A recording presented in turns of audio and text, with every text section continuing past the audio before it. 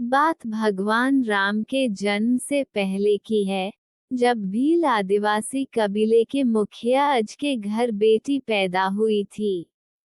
उसका एक नाम श्रमणा और दूसरा नाम शबरी रखा गया। शबरी की माँ इंदुमती उसे खूब प्यार करती थी।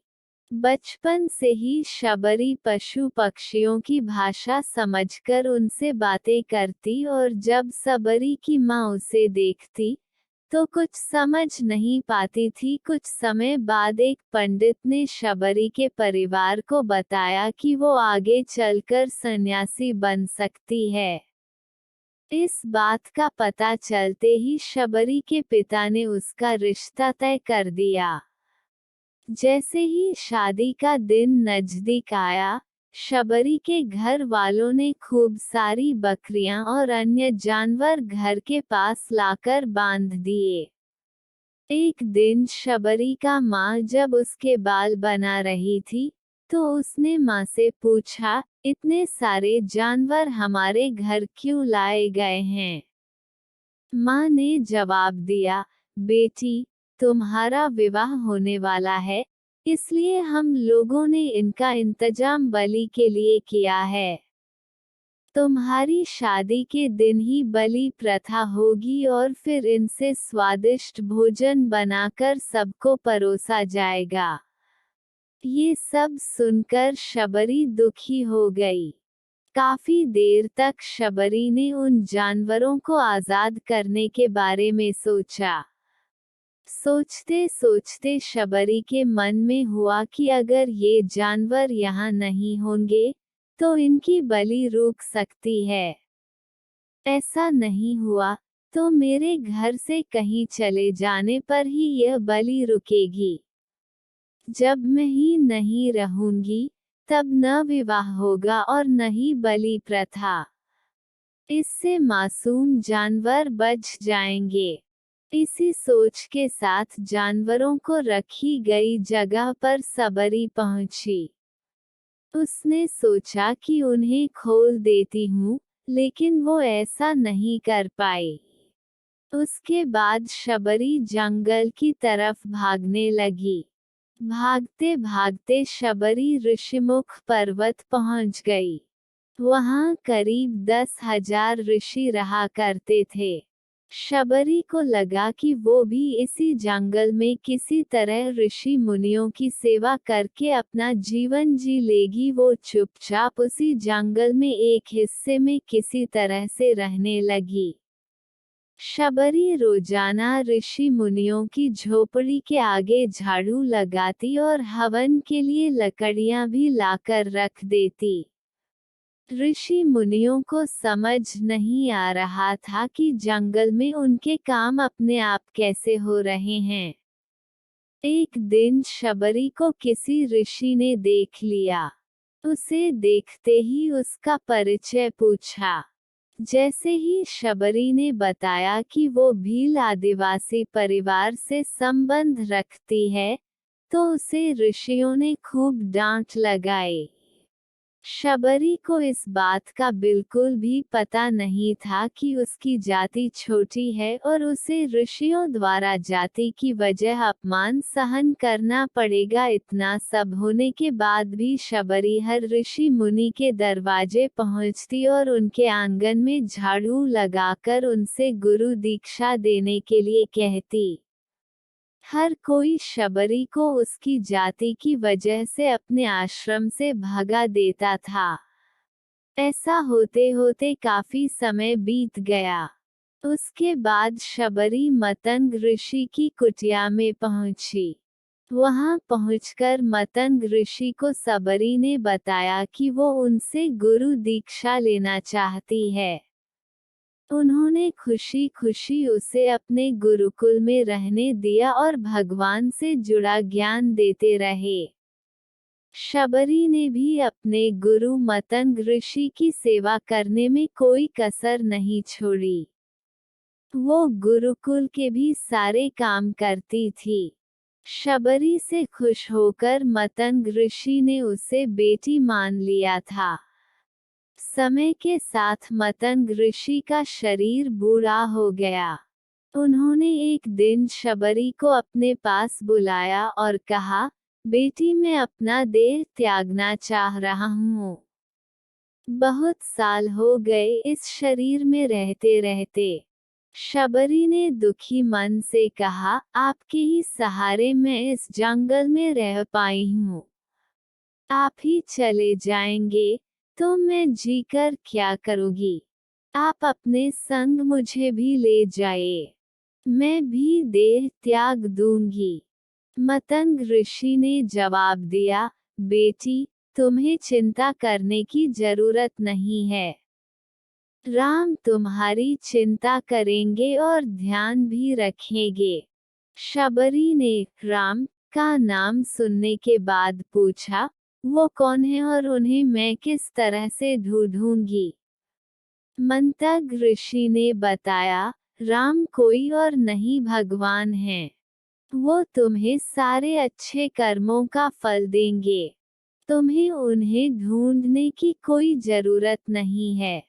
वो एक दिन खुद तुम्हें खोजते हुए इस कुटिया में आएंगे और तुम्हें उनके हाथों ही मोक्ष मिलेगा। तब तक तुम इसी आश्रम में रहो। इतना कहते ही मंतग ऋषि ने अपना शरीर त्याग दिया। शबरी के मन में मंतग ऋषि के जाने के बाद से एक ही बात थी कि भगवान राम स्वयं उससे मिलने आएंगे।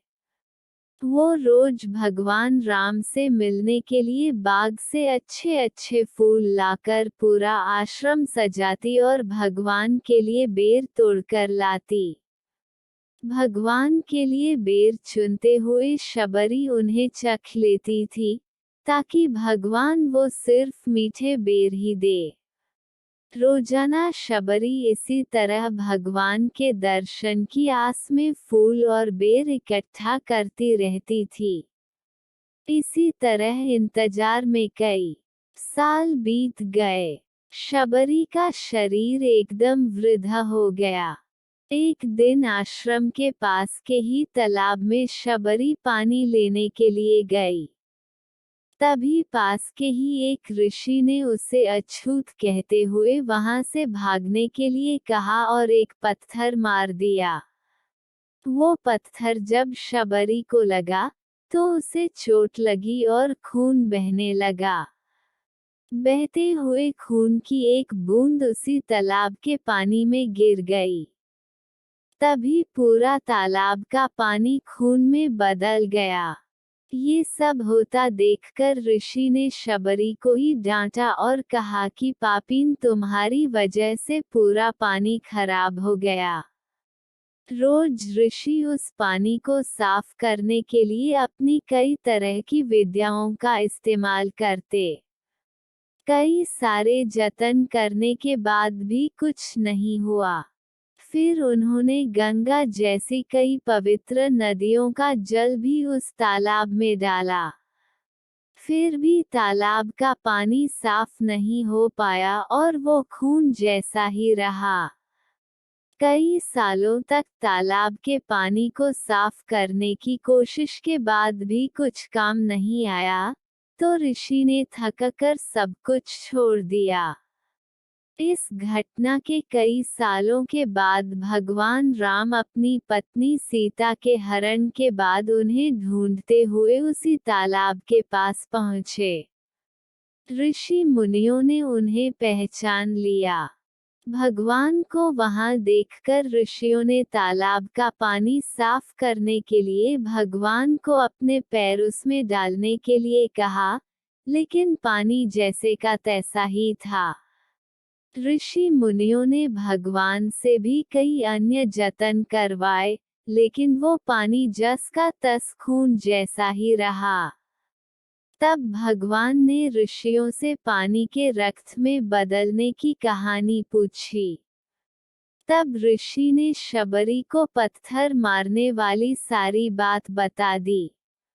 उसके बाद कहा कि वो महिला ही अपवित्र है, छोटी जात की है, इसलिए ये सब हुआ है। उसी वक्त भगवान राम ने कहा, ये सब आप लोगों के खराब वचनों से हुआ है। शबरी को इस तरह के शब्द बोलकर आप लोगों ने उसे नहीं, बल्कि मेरे दिल को घायल किया है। इसी घायल दिल के रक्त का प्रतीक ये तालाब का लाल पानी है। आगे भगवान राम बोले, कहाँ है वो माई, मैं उनसे मिलना चाहता हूँ। तब तक शबरी उसी तालाब के पास पहुँच जाती हैं। इस दौरान शबरी के पैर को ठोकर लगती है और कुछ घूल उस तालाब में गिर जाती है। तभी सारा पानी साफ हो जाता है। भगवान सबसे कहते हैं कि देखिए, आप लोगों ने क्या कुछ नहीं किया, लेकिन पानी साफ नहीं हो पाया। अभी सिर्फ इनके पैर की थोड़ी सी धूल ने ही तालाब का पानी साफ कर दिया। भगवान राम को शबरी पहचान चुकी थी।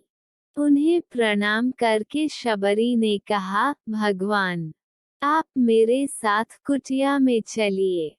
भगवान भी खुशी खुशी शबरी के साथ चल पड़े। फूलों से शबरी ने भगवान राम का स्वागत किया।